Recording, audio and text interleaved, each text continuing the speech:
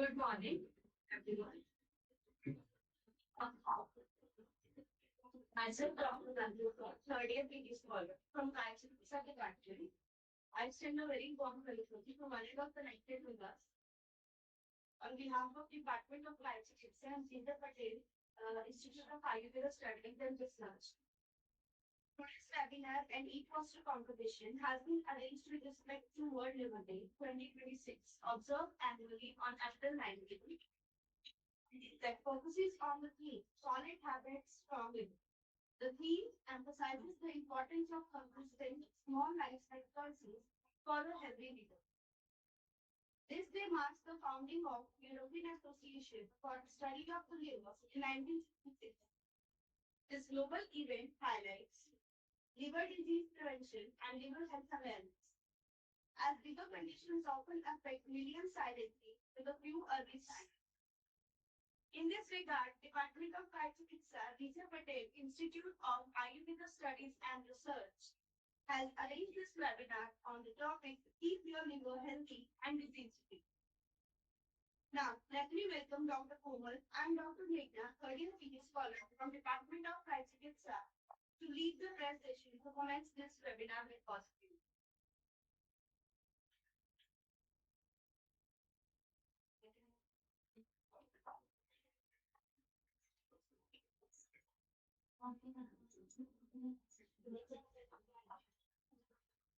Now,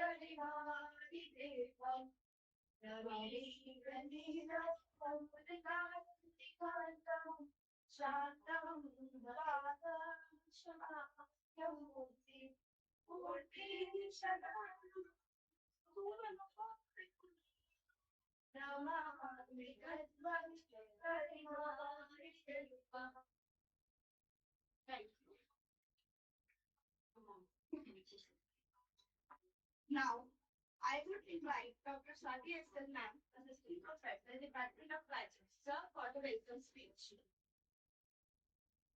Respected dignitaries, honorable speaker, faculty members, and dear participants, a very warm and pleasant morning to everyone joining us today.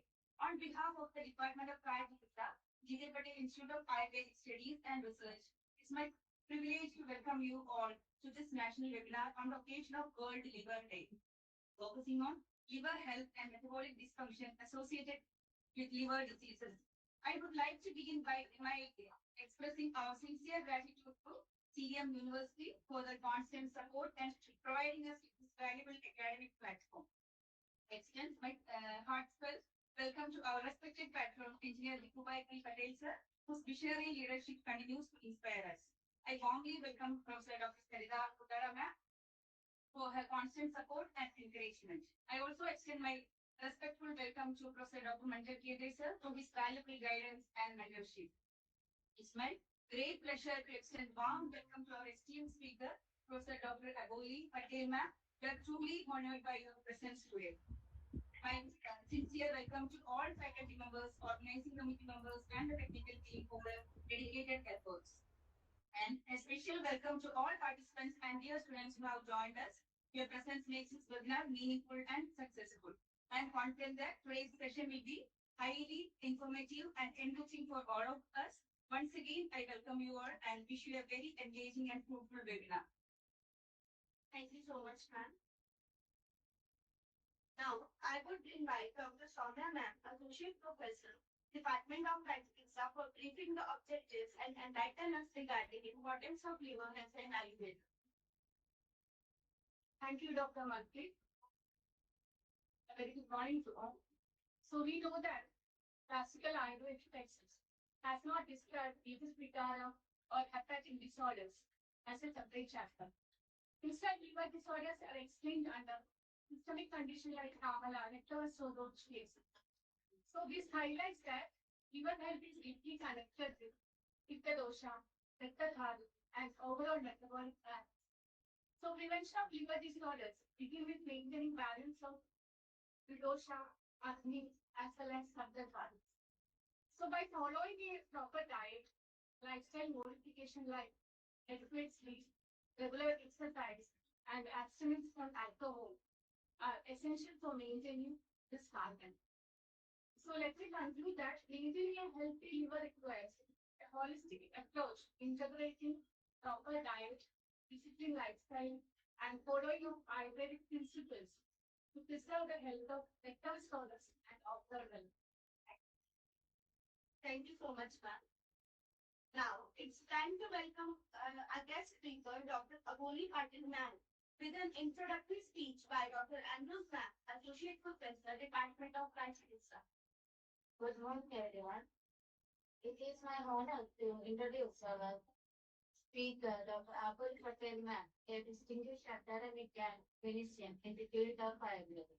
Currently, she has dual role of Professor and HOD of Department of Kayachikitsa and Medical Superintendent at the Dept Institute of Ayurveda and Hospital in Nagar, Gujarat. And she is having 13 years of teaching experience, and they have become a cornerstone of academic and clinical leadership in the field of Ayurveda. Their academic background is extensive and distinguished by PhD in Commerce Vidya and Paro University in 2020 and completed MD Kayachikitsa in IPGT and RA Jamnagar in 2012. And our speaker has mentioned the next generation of practitioners guided with 10 PG students and serving as a provider, 2 PhD students, and an accomplished researcher, and they have completed the 3 externally funded research projects and work concluded 37 research articles published in national and international industry journals.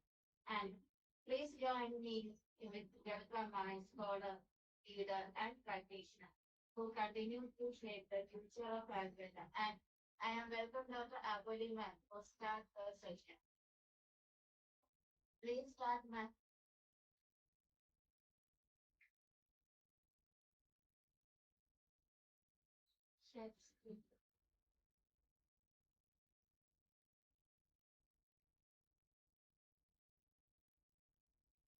Hello. Is it audible, ma'am? Audible, ma'am. Yes. Audible. Yeah, I Share will share. screen. Yes, yeah, I can share.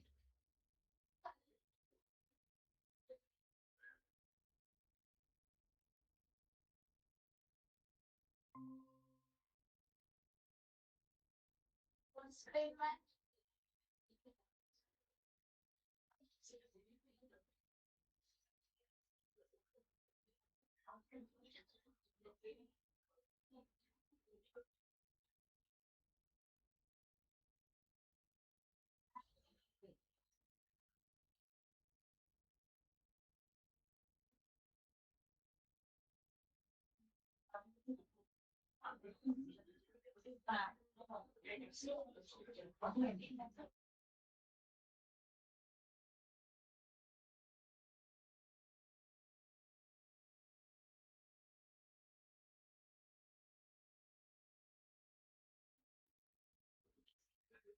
Ma'am.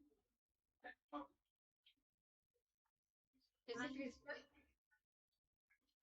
Visible, ma'am. Visible. Okay. Full screen, ma'am. Charutar. Okay.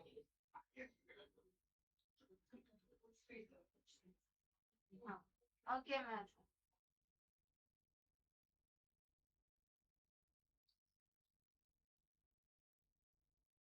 A very, Okay, ma'am. a very good morning to all the respected dignitaries, respected teachers, and my dear participants for today's webinar. First, I would like to congratulate Department of Kayachikitsa, GJ Patel Institute of Ayurvedic Studies and Research for organizing a national webinar on the occasion of World Liver Day that was celebrated on 19th of April every year to create awareness first amongst the students about the liver health, the preventive measures, and the diseases which are occurring very frequently in the society. But first, our students should be encouraged to take preventive measures about the liver disease. So, the topic for the today's webinar is metabolic dysfunction associated steatotic liver disease, that is MASLD. So this is the outline for the today's presentation. Significance of the day, introduction to the steatotic liver disease, criteria for MASLD, etiopathogenesis, clinical features, investigations, management, and its Ayurveda correlation along with the management. First, coming to the significance of the World Liver Day. European Association of the Study of the Liver, that is EASL, that is established in 1966, which is a leading body in liver education as well as in research. This EASL has officially established World Liver Day in 2010 annually at 19th of April. As one-third of the global adult population is living with the condition MASLD and other steatotic liver disease, 2 million lives are lost each year due to the liver disease, and 1.5 billion people are suffering from the chronic liver disease. So, this is the responsibility of the ESA to create awareness amongst the society to take preventive measures for the liver diseases. This is the prevalence of the MASLD and other liver diseases in future. It has been forecasted that the prevalence of MASLD will reach up to 50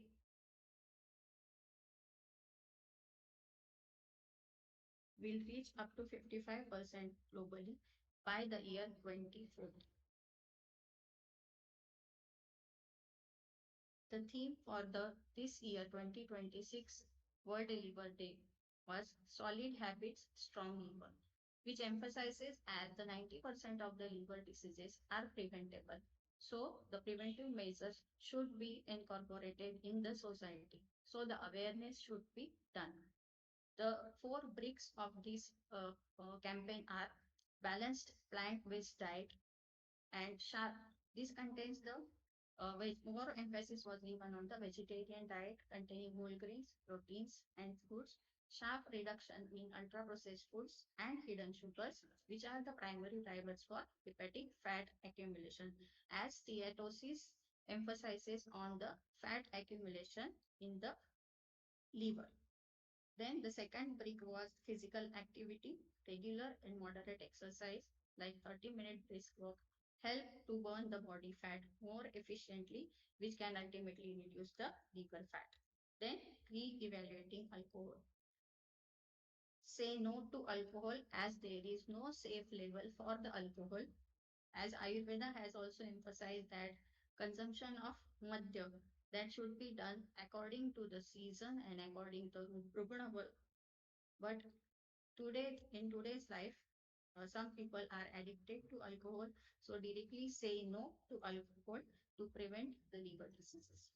Then routine screening, as the liver doesn't complain about anything. So the regular blood test and fibroscan that are essential for the early prevention or early diagnosis of the liver diseases, mostly in the patients suffering with comorbid conditions. Roughly, the liver diseases are classified as alcoholic fatty liver disease and non-alcoholic fatty liver diseases. Initially, the term was NAFLD, but in June 2023, the NAFLD has been replaced by MASLD, that is metabolic dysfunction associated steatotic liver disease, as only alcohol is not a factor or conditions causing steatotic liver disease. The other metabolic dysfunctions are also responsible for the liver diseases. So considering these other factors, the term was replaced by MASH and the term NASH, that is non-alcoholic steatohepatitis, that is replaced by MASH, that is metabolic dysfunction associated steatohepatitis. So what is metabolic dysfunction?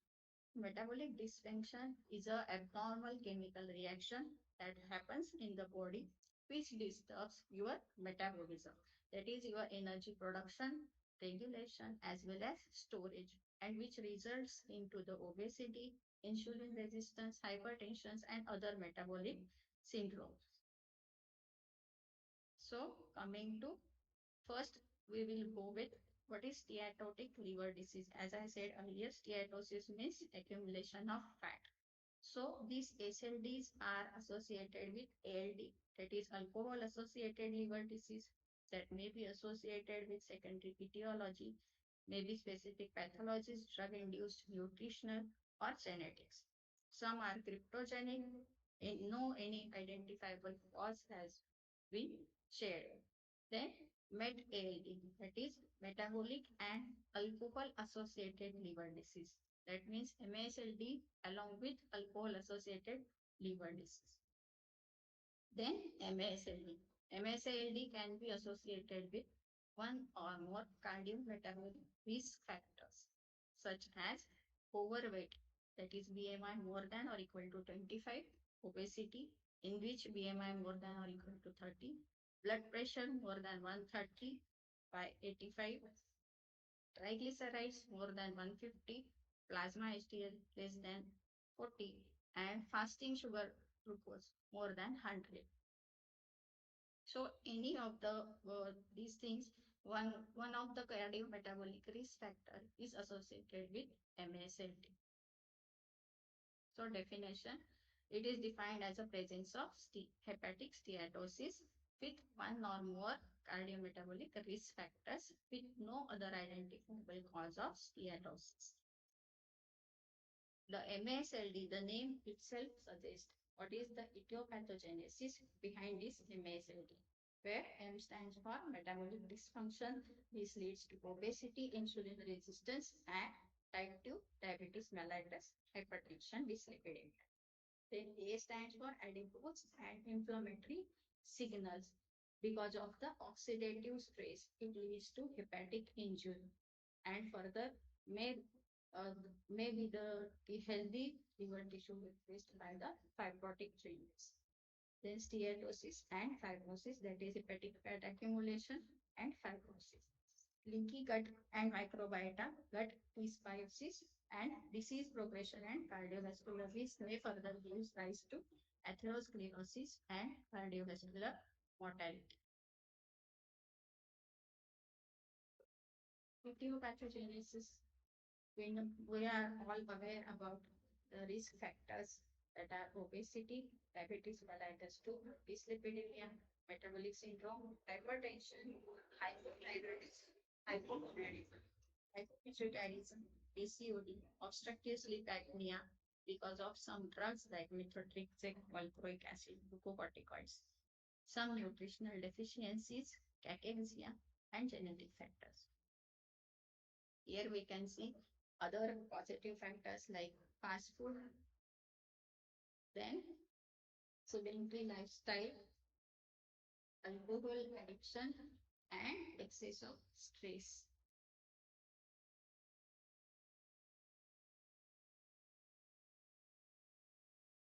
So, what are the stages of MASLD? How the disease progresses step by step. Initially, a healthy liver which contains less than 5% of the fat in the liver cells. But gradually, the fat deposition start because of the etiological factors and that exceeds to more than 5% and leads to steatosis, that is fatty liver. Again, it progresses into the MASH without fibrosis, that is metabolic dysfunction associated steatohepatitis. Steatosis along with the inflammation of the liver cells, which leads to ballooning of the cells. Then it gives birth to fibrosis in the later stage, that is steatosis along with inflammation and ballooning and fibrosis of grade 1 to 3. Then it further progresses to cirrhosis and in the later stage it goes to hepatocellular carcinoma.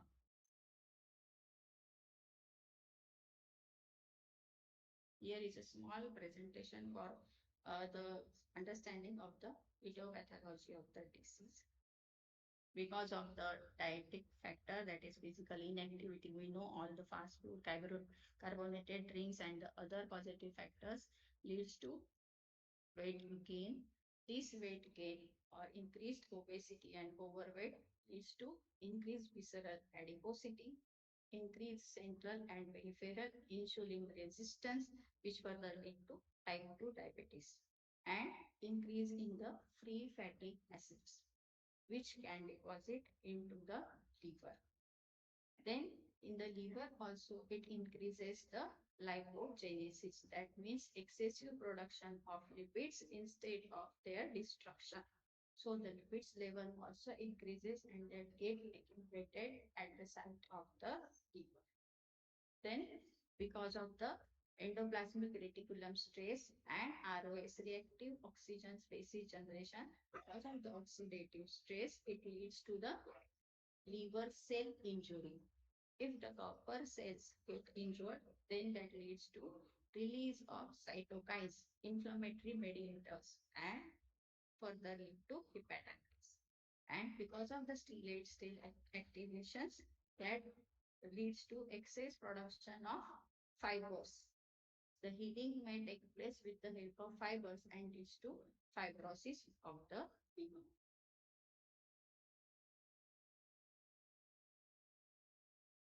Then coming to the clinical features. Most of the patients are asymptomatic. That's why the routine health checkup are very much important in the liver diseases.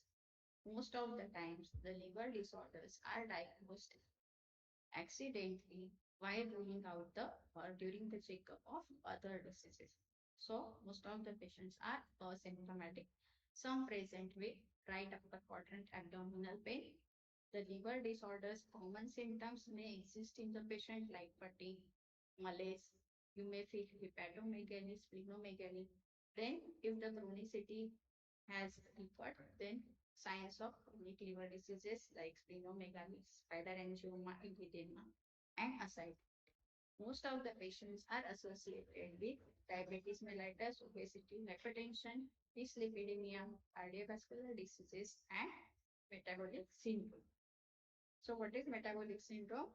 We know which is it correlates with the cardiovascular diseases, NAFLD, inflammation, cancer risk, chronic kidney diseases, insulin resistance, and obesity. These all conditions includes under the metabolic syndrome.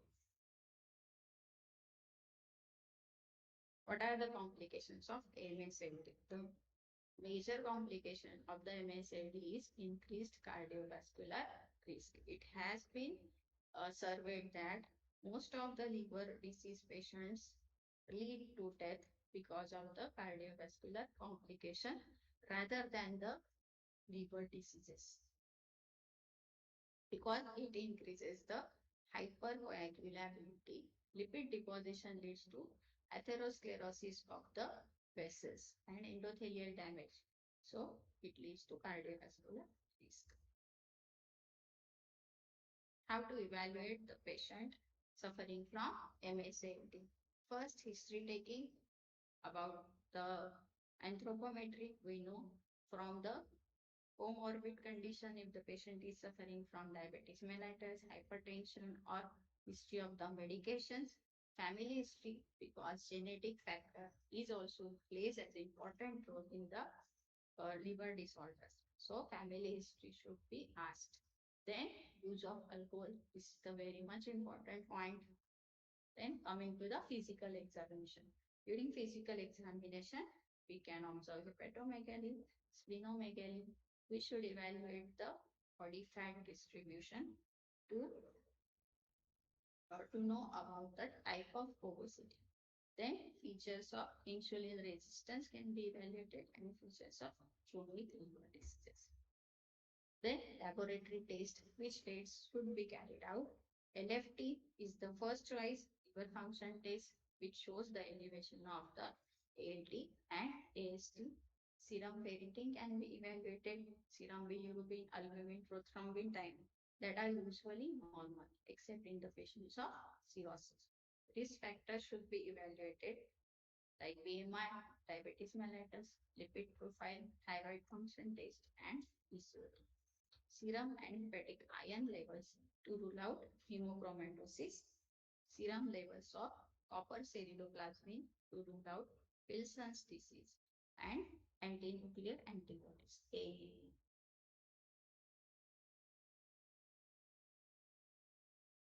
These are the some non-invasive tests. Initially, we should go with laboratory investigations. After that, we go with non-invasive tests. That is the common non-invasive test is ultrasonography of the abdomen, which detects fatty liver and cirrhotic liver. But for the more specific quantification of percentage of fat deposits, the patient should be advised to do CT scan and MRI of the abdomen. Then elastography to assess the stiffness and the fibrosis of the limb. Fibroscan and fibrosis score scale.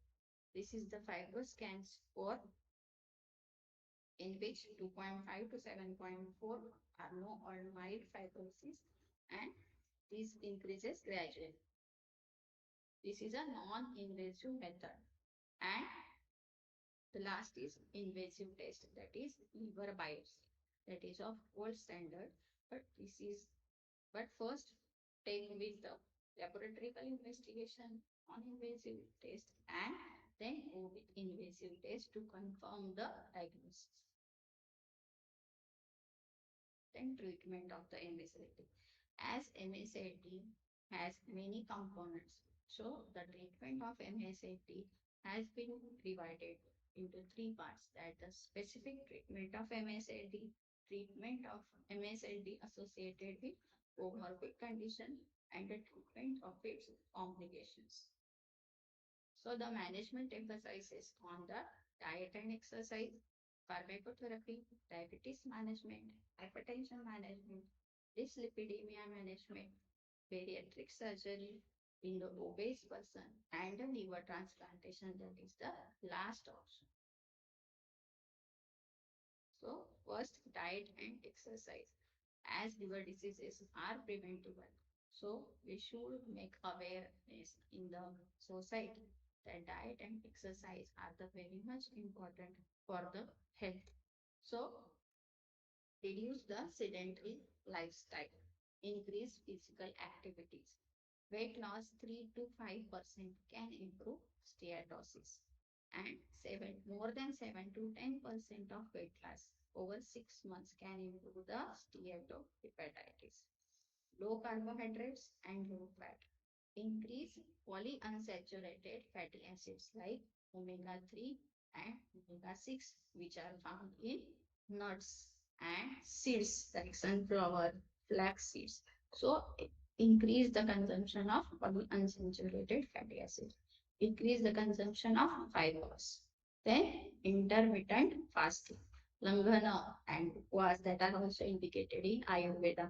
So intermittent fasting that can reduce the fat deposits in the liver. Then avoid alcohol.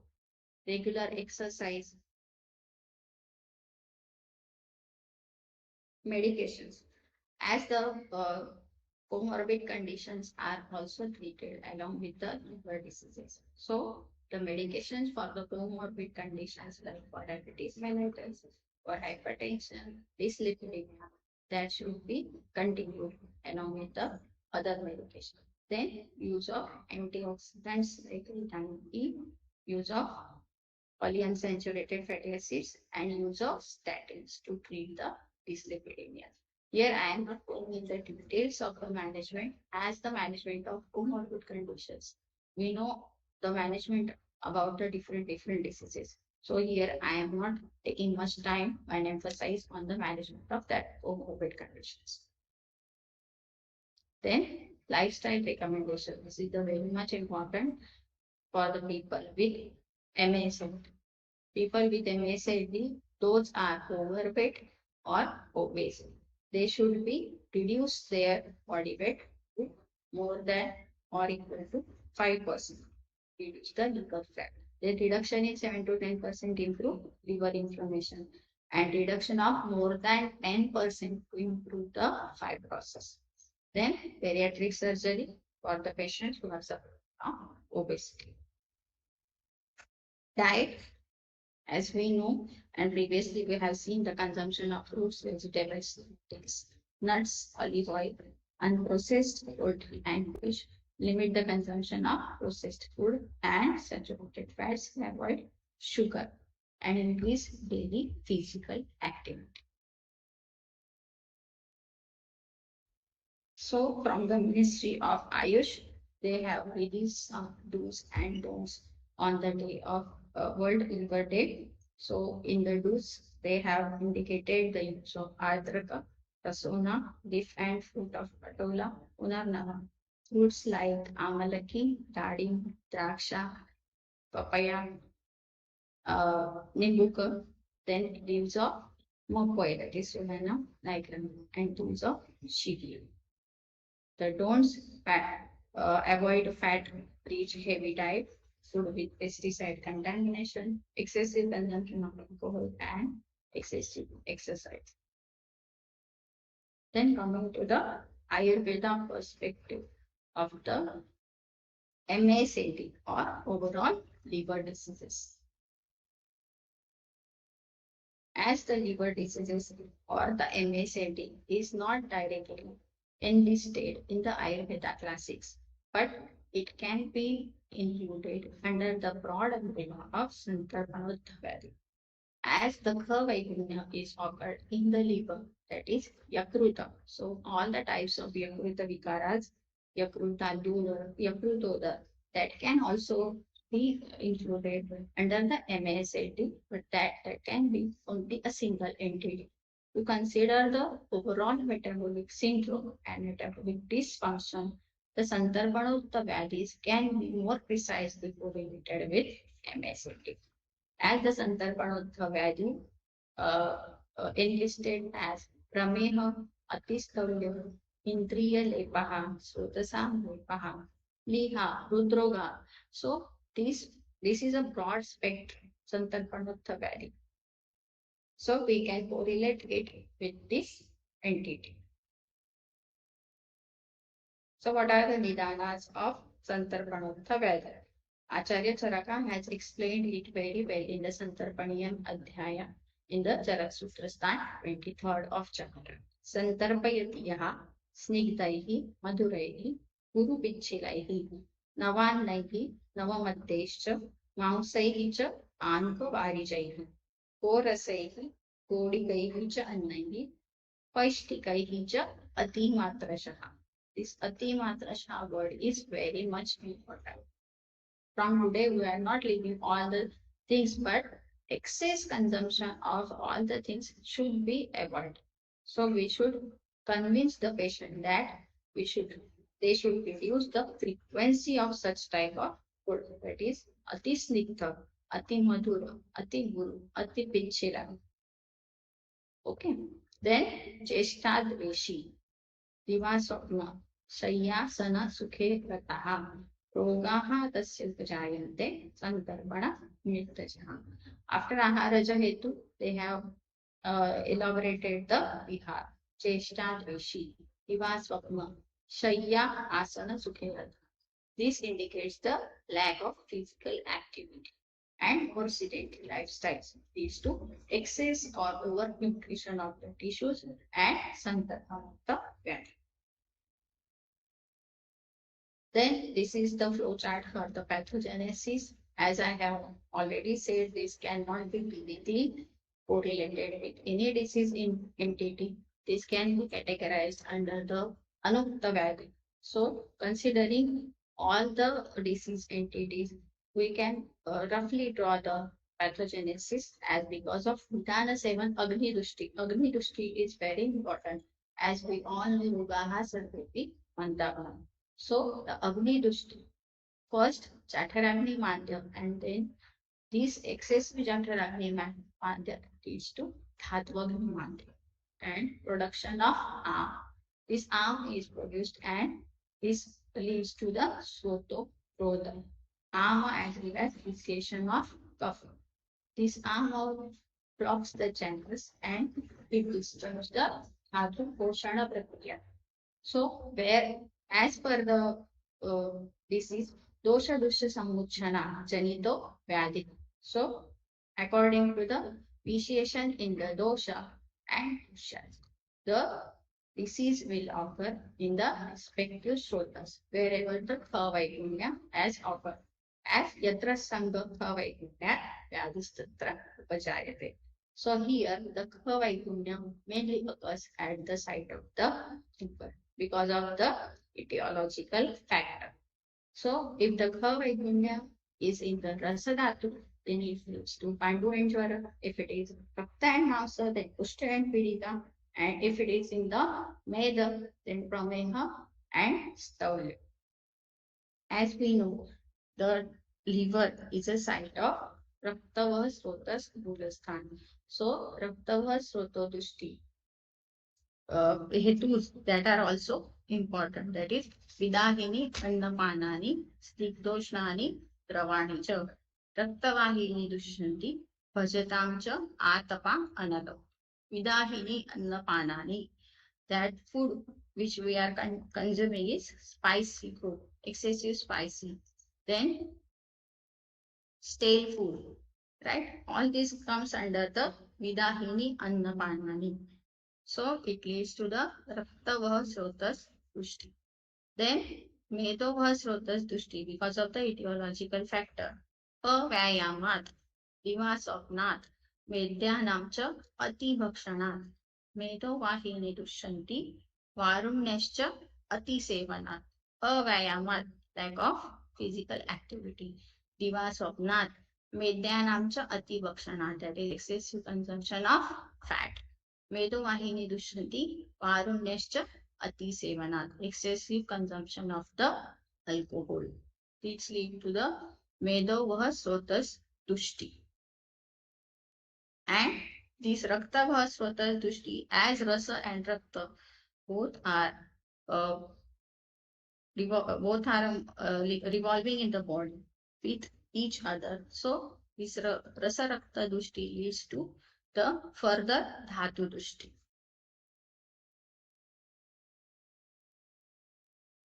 So, Agni Vaishamya, that is digestive fire and metabolic fire plays the important role. This leads to the Dhatuvagni Mandya, mainly Medo Dhatuvagni Mandya, which leads to the improper formation of Avadha, Bahu Avadha Medasaha. We know in the Prameha Samprati Bahu and Avadha Meda Dhatu formation has been occurred.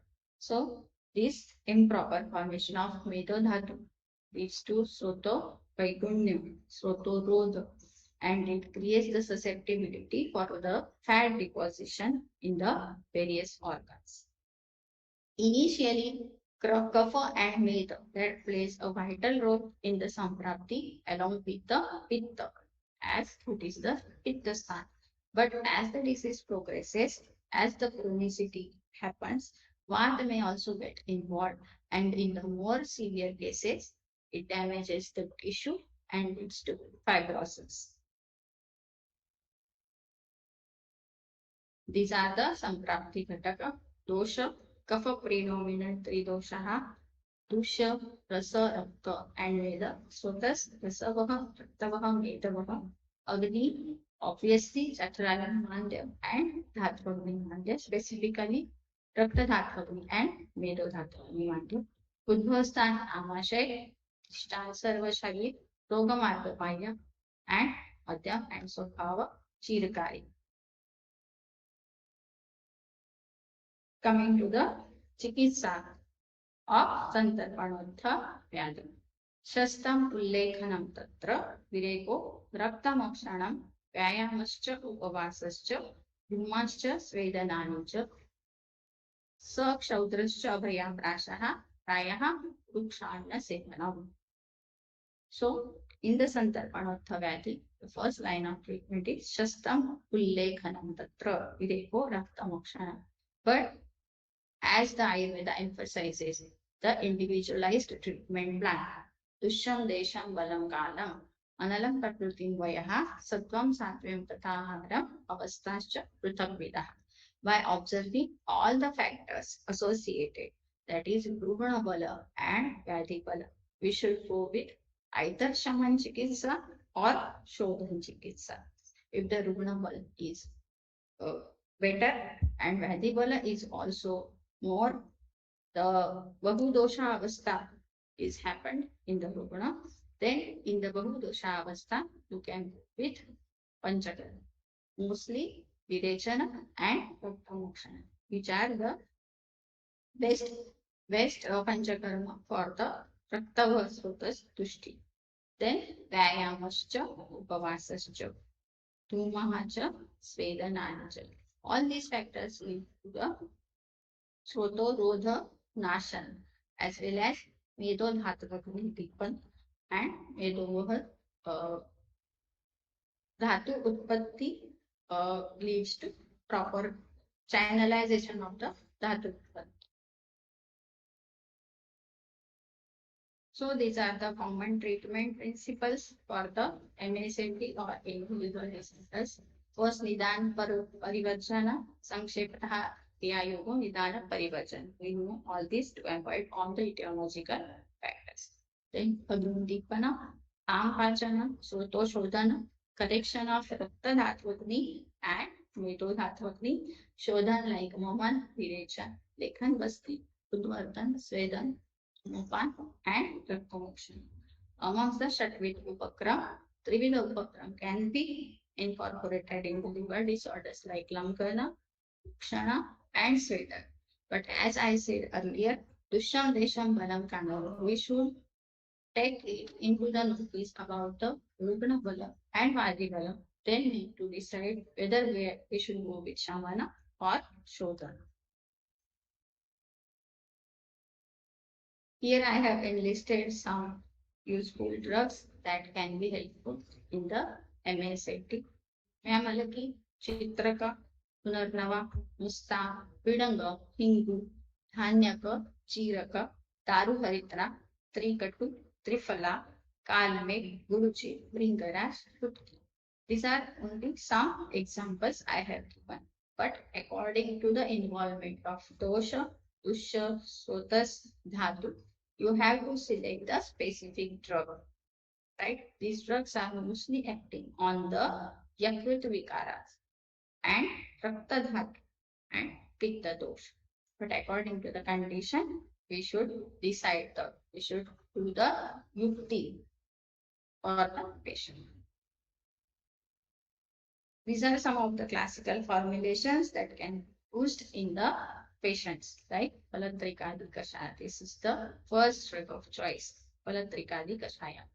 Arogyavardhini Ras, Trifala Guru, Mari Asav, Punarnavasav, Punarnavamandu, Sud Shekhar Ras, Bhrungarajasav, Avivakti Churna, Vardhaman Pipali Rasayan, Dhadri Do, Takrarishto, Yoshadi Saktu, and Drakshavati. As these drugs are acting on the metabolism. Here we should focus on the metabolism, that is combination of anabolism and catabolism. So to improve the metabolism, we should improve the Dhatvagni. If the Dhatvagni is proper, then the formation of the next Dhatu will will be ultimately healthier. So these drugs can be used in the patient. Then Patyahara, according to Ayurveda, Yava, Oduma, Modka, Kulatha, Laja, Gadi, Raksha, Amalaki, Takra, Karavellak, Lashuna, Grita, Shira, Pator. As Grutak Shira Abhyas,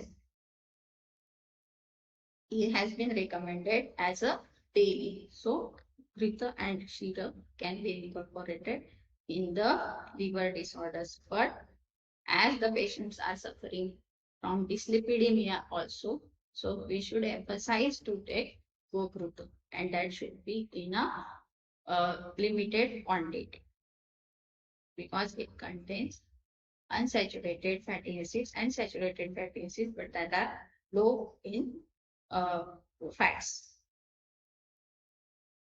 Then healthy habits to be followed.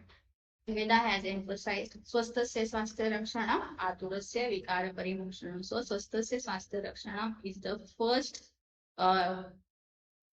aim of the Ayurveda treatment. If we go with these habits, healthy habits, then the disease will not occur easily.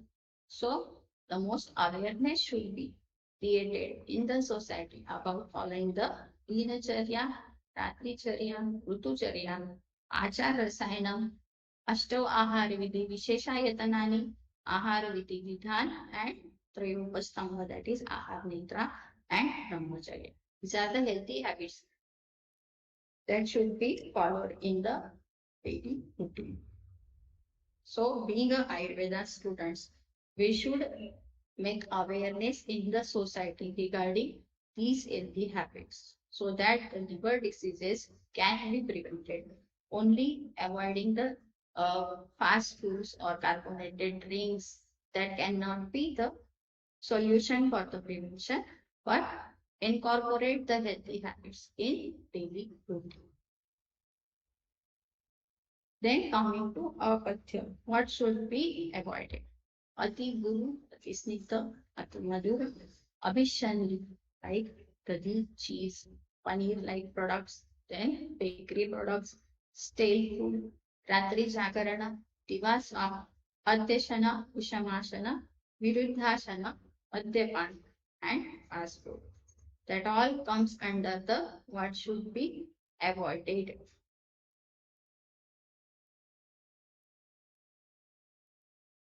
So coming to the second last slide, as the World Liver Day emphasizes on solid habits for strong liver.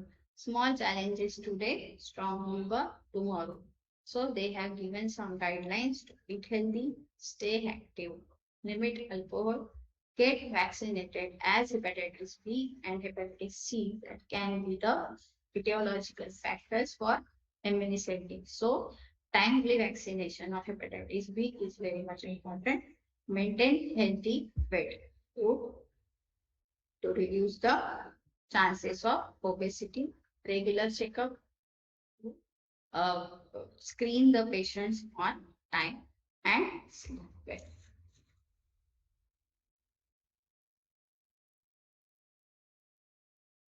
So, on this World Liver Day, take a step towards better health, eat healthy, stay active, and get regular checkups.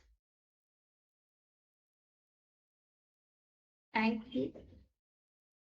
I would like to express my gratitude towards President and Chairman Patel sir, Chairperson Dr. Sarita Madam, Co-Chairperson Dr. Kendre sir, Organizing Secretaries of the GJ Patel Institute of Ayurvedic Studies and Research for giving me this opportunity to share my knowledge and views regarding MASLD and liver disorders with the students. And I'm also thankful to all the participants for the patience listening and actively participation in the webinar. Thank you, one and all. Thank you so much, ma'am. There's a little question from our spectators. Please, ma'am, go ahead. Ma'am, there's a question from our spectators. Hello. Am I audible, ma'am? Yes, you can please go ahead. Yes, ma'am. In contemporary medicine, the doctors will recommend paneer in diet, right? How can we justify that we need to avoid directly in liver disease? Yes, that is a good question. As I have told to avoid cheese and paneer, uh, modern medicine emphasizes on the nutritional values of the food, right? Because paneer is a rich source of proteins, according to the modern dietitians and science. But if we go through the process of the formation of paneer, what we do, we take a milk and add any sour, any lemon or any sour product into it, and then the paneer has been formed. So this is going with the dudha, as dugdha has been combined with amlaras. So dugdha and amlaras combination comes under the category of viruddhahar. So and viruddhahar should be avoided. So paneer should be avoided. I'm not saying from tomorrow you should avoid paneer totally, but yes, you should reduce the frequency of consumption of these products. If we recommend a patient to skip all these types of food, then patient will not come to you for the next visit. That you are avoiding all the food that the patient likes. But you should convince them that first reduce the frequency, quantity, then you can avoid it. And it is not as harmful if you consume the paneer once in a month or twice in a month. Then that will not be that much harmful if your agni is proper. So agni bala is also important while consuming such type of foods. Okay. Thank you, ma'am. Thank you so much for such an informative lecture. Thank you for enlightening us with your valuable and informative perspectives regarding the topic. Now, I will welcome Dr. Ruchi ma'am for a vote of thanks. Namaste and good morning to one and all. I, Dr. Ruchi Purohit, on behalf of Department of Kayachikitsa, Patel Institute of Ayurvedic Studies and Research, feel truly honored to deliver a vote of thanks for today's webinar. First and foremost, I express my sincere gratitude to our respected patron, Engineer Shri Bhubhai Patel sir, Chairman and President of CVM University, for his constant inspiration and encouragement. My heartfelt thanks to our esteemed speaker, Professor Dr. Aboli Patil ma'am, for her informative and insightful session and for sparing her valuable time from her busy schedule to guide us today. Thank you, ma'am. I also extend my sincere thanks to our principal ma'am, Professor Dr. Suryaprakash ma'am, and our HOD sir, Dr. Kendre sir, for their continuous guidance and support. A special thanks to all faculty, PG and UG students and technical staff for support and teamwork in making the webinar successful. Lastly, I thank all participants for their active involvement and meaningful presence, which added a great value to our today's event. Thank you very much and have a nice day. Here we conclude today's session. Thank you and goodbye. Have a nice day.